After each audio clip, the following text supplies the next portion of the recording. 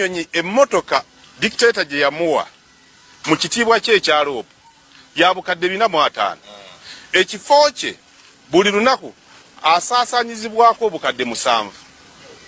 Alina emmotoka 3 okuli ey'obukadde 450 liidika n'endala etwala abasirikale. N'ewaka wali abasirikale dictator be yamuwa. Dictator talina ku contributinga anything ku mulambo gwa Ssegirinya gufune ekitiibwa. Yakwata emmotoka ya bukadde 450 era ono gye yagenderamu okuziika. Dictator n'amuwa n'abasirikale. Dictator n'amuwa liidika emuggulira ekkubo. Dictator n'amuteera obukadde 7 buli lunaku okuddukanya emirimu gye. Ye n'abikwata n'abigenderamu mu kitiibwa. Ng'omwana w'omukyala eyabadde alaajana ye talina kubeera mu kitiibwa kya dictator. Ono ali mu bukadde 450. Ani oyo naye nga babiwulira abantu kye bali mu kwekola n'okusabula saidi ya Nuupu oluvannyuma lw'okuziika Ssegirinya. Amazima amasasi gabadde mangi agakubiddwa, empi zibadde nnyingi ezikubiddwa, bomu zibadde nnyingi ezikasukiddwa ku saidi ya National Unity Platform. However, ku guno omulundi kyesinza okubeera nga mbaagalako tebanaba kubeera nga bareactinga naddala okusinzira ku topu banene abakulu abanene abatera okubeera nga bava ne barespondinga ku nsonga zineeno. Omanyi abantu abasinga oba abantu abamu bakola much more sense nga basirise than nga boogedde. Ekyo nkirabyeko nera nzikiriziganya nakyo. Omuntu omu ayinza okukola much more sense nga asirise n'omukola ekintu n'asirika n'ogamba okusinzira mbu asirise nekikola much more sense compared ku muntu wavaayo n'awulira kinene nga bakyogeddeko naye n'avaayo kukyogerako.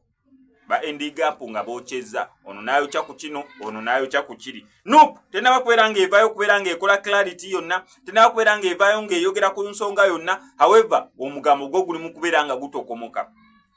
Bwa Ssegirinya obutambi bukyeyongera okubeera nga buvaayo.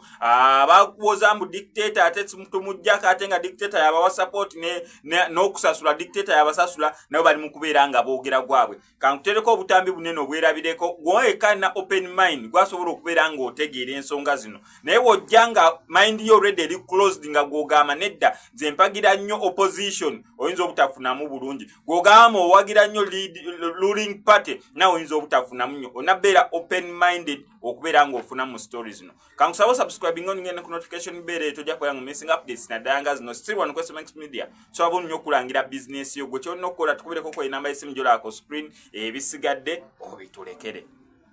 Naye olumu ebyokwogera bikuggwako ate n'osaasira n'omusajja Kyagulanyi kubanga bw'otunuulira ttiimu ye yonna gy'ayina oba ya social media oba babaka oli kasaavayo n'alaga nti amukkiririzaamu.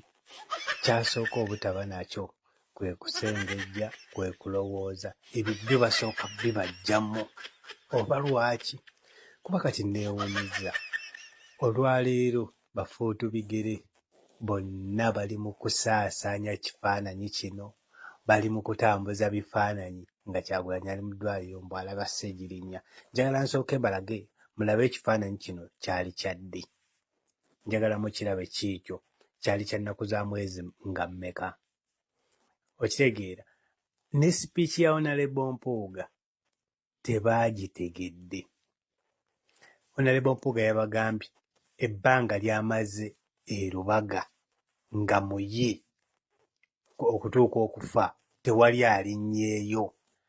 Era mu sipiiki yennyini n'abagamba nti ne lwazze nga mulwadde emabega babadde nga bagendayo kufunayo bifaananyi ate era bye mupositinga byennyini bannayaani yabaloga era byebyo bulijjo byemugendayo okufuna. Naye kati laba ekifaananyi ekyo nakyo laba ennaku z'omwezi lwe baakyekubya ennaku z'omwezi ziizo.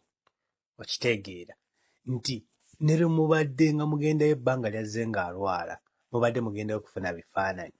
Honorable Mpuuga yabagambye ebbanga lyamaze nga mulwadde nnyo watuukidde okufa tewali yalinnyeeyo. Naye oba entegeera ye ntono sitegeera. N'Oluganda lubalema okutegeera. Okitegeera n'Oluganda lubalema okutegeera. Muli mu kuyiwa ndusu, musaasaanya ebifaananyi ebikadde. Omusajja era kye yayogedde nti mugendeyo okufuna bifaananyi era bye bimwagendangayo okufuna. Wabula watuukidde nga muyi temwalabiseeko ka vidiyo kaako. Rubaga yenna abadde wani yatugamba mbu yagendako e Rubaga. Kambabulire n'ebbanga lyamaze Rubaga tebalinnyeeyo. Waawe yalinnyeyo agende akwate omuze ategeeze eggwanga nti nagenda e Rubaga n'endaba Sseggirinya. Abo bonna be mulaba bali awo abeeserejja ng'abasezi kusengejjera. Ku babaka babwe wabula nabo bawulya mawulire nga bw'omama agakizza nti nno omubaka afudde. Awo n'endaba buli mubaka wa Nuupu mu ssuuti.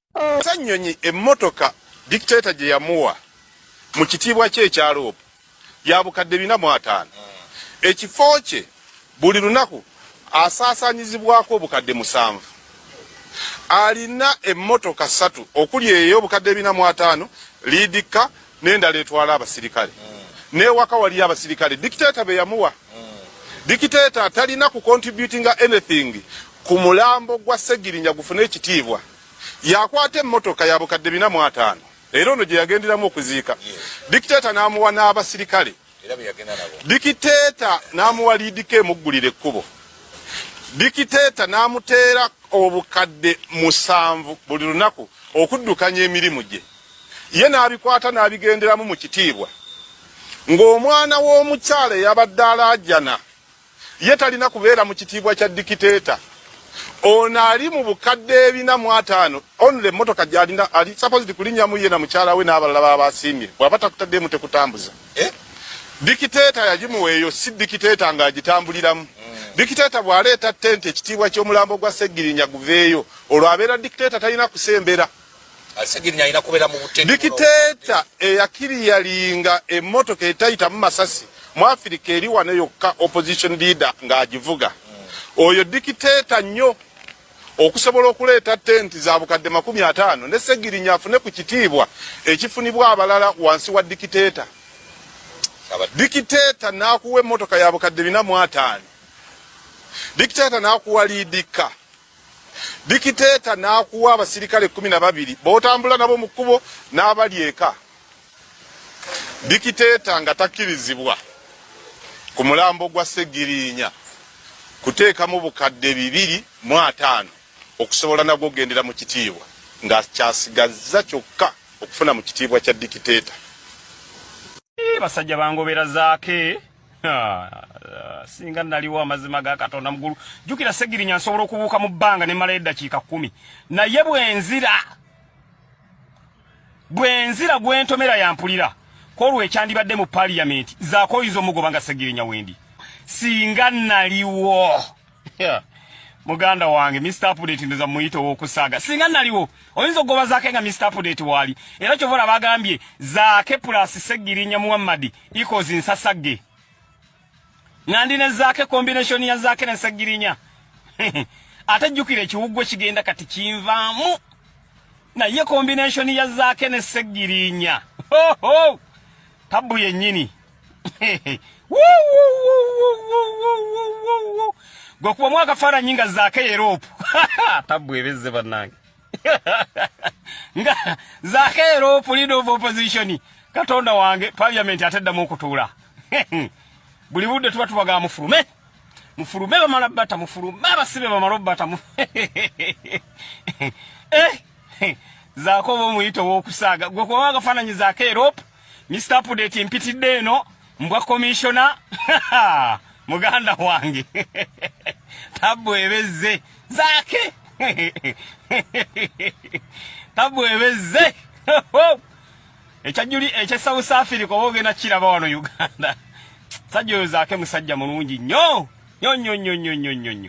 naye nga kyenjagala